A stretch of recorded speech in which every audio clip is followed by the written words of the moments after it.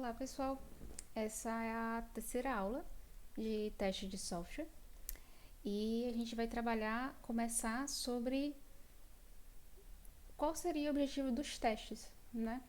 Na aula passada eu comentei um pouco sobre o que seria teste de software, como é que funcionava essa dinâmica do que é software, do que seriam as entradas e as saídas do software, como é que você pode, maneiras de medir isso e de como utilizando a pirâmide, quais seriam os tipos os níveis de teste mais eficientes para você,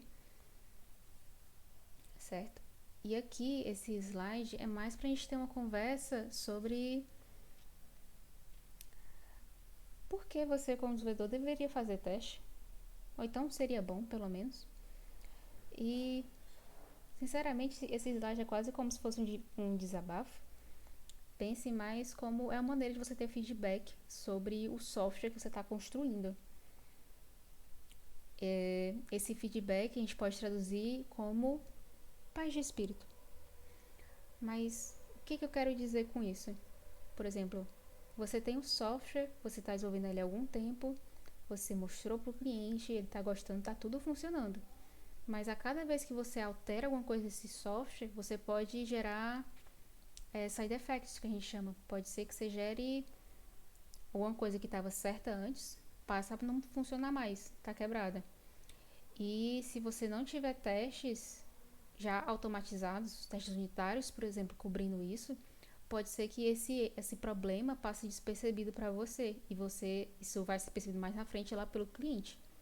Pode ser que não, mas é uma chance bem alta, não acho que ninguém queira correr esse risco, né? E também, tipo, isso é um software pequeno. Estou supondo que você consegue testar ele manualmente, isso.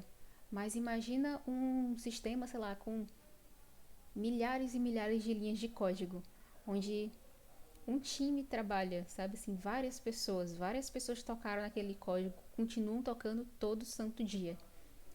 É um ambiente sem testes, onde não há um certo controle do que entra e do que sai desse software, é uma bela definição de caos. Não recomendo, certo? Então, invista o seu tempo em criar testes automatizados, de preferência testes unitários, e dependendo da sua necessidade, níveis um pouco acima, teste de integração, testes end-to-end. Mas foque em testes unitários, teste de integração. Não faça isso porque seu cliente ele quer ver qualidade, certo? Você pode fazer também, certo?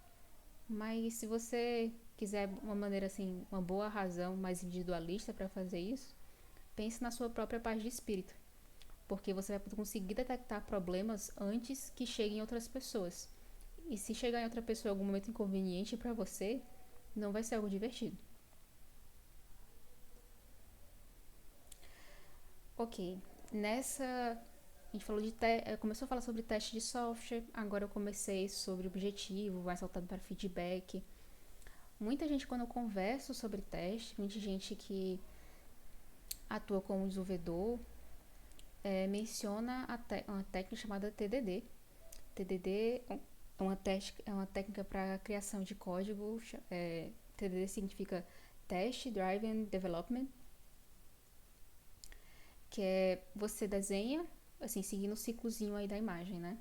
Você cria um teste, você executa esse teste, ele falha, então você constrói o pedaço de código somente para aquele teste passar, você dá uma refatorada para melhorar ele e continua o ciclo, vai melhorando o seu código, criando testes, falhando e fazendo esses testes passarem, essencialmente. Sabe? Não tem nenhum problema com essa técnica. É uma técnica que existem vários estudos comprovando que é uma excelente técnica. Ela funciona, é uma boa maneira de melhorar o design do seu código. Só que ela é um pouco cansativa. Como eu falei naquela primeira aula, no bate-papo, a mentalidade de pessoa que testa e que desenvolve, ela é bem diferente. Eu, particularmente, eu atuo como analista de teste no momento, já atuei como desenvolvedora. Eu acho muito cansativo ficar trocando essa mentalidade. Tipo, muito mesmo. Então, pode ser que você se adapte a essa técnica. O TDD é uma excelente técnica, mas você não é obrigado a seguir ela para escrever testes unitários. E também você não é obrigado a fazer todo o seu código e, por último, nas últimas, finalmente, vou escrever testes unitários. Não. Você pode adaptar essa técnica para a sua realidade. Por exemplo, como particularmente, eu gosto de fazer. Em vez de ficar nesse ciclo, escrevendo o teste, passando, refatorando, eu gosto de dedicar um tempo antes de começar a escrever um certo pedaço de código, pensar nos cenários de teste, tipo, quais seriam os casos em que o meu código deve funcionar e quais são os cenários que o meu código ele pode falhar. Eu não preciso escrever o teste unitário, mas assim, pelo menos descrever isso, deixar lá comentário lá no teste, que assim, eu já fiz, é como se fosse um brainstorm, sabe? É só ideias jogando lá na classe de teste. Isso te ajuda na hora que for escrever os testes unitários, quando precisar, já tem a ideia lá. A tua preocupação vai ser escrever o teste unitário, que seria equivalente ao caso de teste, para execução, para reproduzir aquele cenário de teste. Cenário é tipo qual é a situação que vai acontecer. Quando eu digo caso de teste, são é um bora considerar aqui um teste unitário. É um teste unitário onde eu tenho definido quais são as pré-condições para aquele ambiente acontecer, quais são os passos, os métodos e a ordem que eu tenho que executar eles para reproduzir esse cenário. E por último, o que eu vou verificar. É até um tópico que eu vou agora nesse slide. Tipo, como organizar seus testes. Ó, satisfaça aquilo que eu falei. Tenha pré-condições, satisfaça elas. Por exemplo, você tem que ter 3 valores lá específicos. Defina esses valores e coloque isso em variável, passe por parâmetro, como você achar melhor, mas isso tem que estar explícito. Execute os passos para chegar no cenário, seria aquilo de executar os métodos necessários na ordem necessária. Pegue o resultado gerado desses passos e coloque... defina qual seria o resultado esperado. E por último, compare o que é esperado com o obtido. Fora o que tem nesse slide aqui, eu tenho algumas considerações. Provavelmente você vai fazer um teste unitário e você vai poder reaproveitar a estrutura, porque dependendo da sua classe, do que você quer testar, a ideia é meio que parecida. O que vai mudar são as entradas. Lembra aquele negócio da caixinha? Vai mudar só as entradas para você verificar a saída diferente. Então, se por exemplo, nessas pré-condições, em vez de você colocar os números direto lá na função, como parâmetro, você pode separar esses números como variáveis e alterar no começo desse teste. Então, você pode copiar e colar esse teste em vários testes unitários e só muda esses valores, por exemplo. Isso facilita a sua vida e facilita e muito a manutenção. Tenta pensar que tu tá escrevendo esses testes unitários agora, mas pode ser que daqui a algumas semanas, alguns meses, você vai tocar nisso de novo, certo? Pode ser uma outra pessoa, mas pode ser você também. E provavelmente você não vai lembrar o que você fez. Então, é uma maneira de documentar também. Documentação não precisa ser algo extenso, chato que ninguém vai entender. Teste também pode ser uma documentação no sentido que vai ser algo simples que você vai bater o olho e entender. Entendi. O software vai fazer isso e a saída tem que ser assim.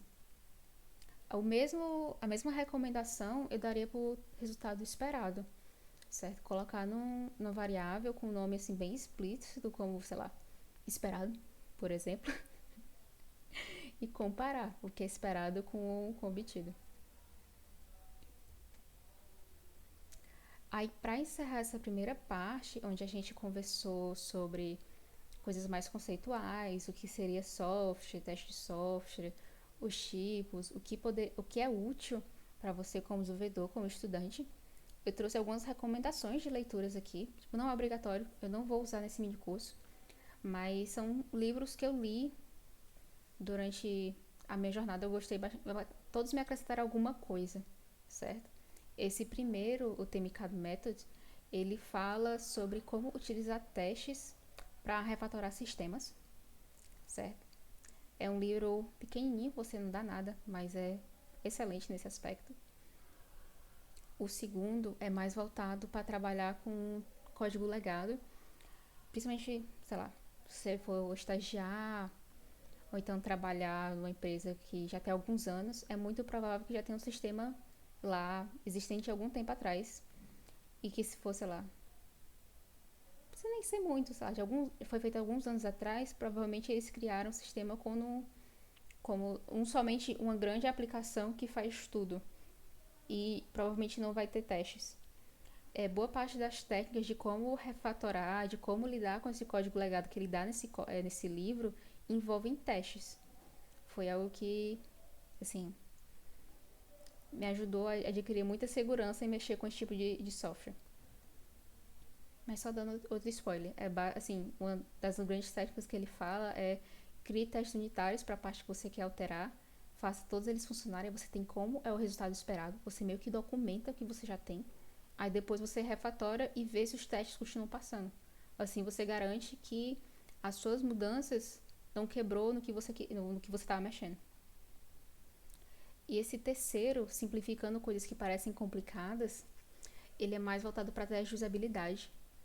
Mas mesmo que você não lide com usabilidade, você não seja um desenvolvedor para UI, front-end, ela é interessante para você ver como as coisas podem ser simplificadas. Não precisa ser tão complicado como a gente pensa que precisa.